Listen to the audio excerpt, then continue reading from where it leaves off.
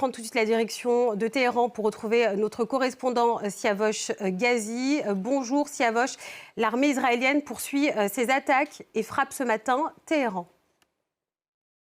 Oui, depuis une demi-heure, on entend des détonations, mais pas sur Téhéran, le centre de Téhéran, comme ça a été le cas ces derniers jours.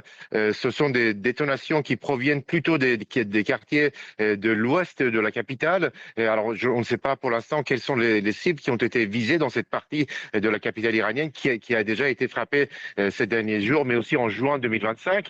Et puis aussi à plusieurs dizaines de kilomètres à l'est de Téhéran, dans la région de Parchin et de Pardis. Il y a eu également des frappes depuis ce matin.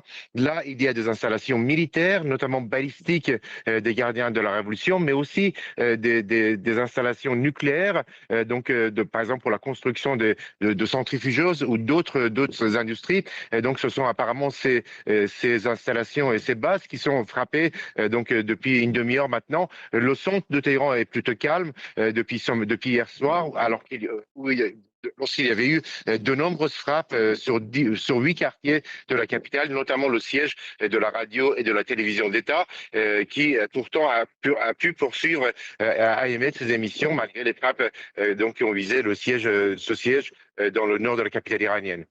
Siavosh, un SMS a été envoyé aux Iraniens par les autorités. Le message est une mise en garde aux personnes qui se mobiliseraient. Elles seraient considérées comme, je cite, des soldats israéliens. Absolument.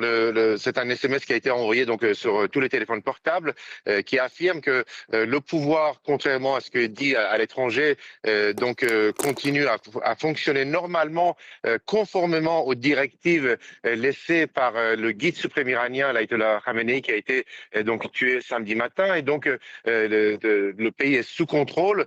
Ensuite, il y a une mise en garde contre les gens qui tenteraient de mener des actions contre le pouvoir, en affirmant que si des gens font le jeu des ennemis américains et israéliens, ils sont considérés comme des agents, comme des soldats israéliens en territoire iranien et seront traités comme tels. Ça veut dire ce qui laisse entendre qu'ils peuvent être pendus, bien sûr, ce qui est prévu par la loi qui a été renforcée ces derniers mois par le Parlement iranien. Et puis sur le processus politique qui est en cours, il y a deux déclarations de membres de l'Assemblée des experts.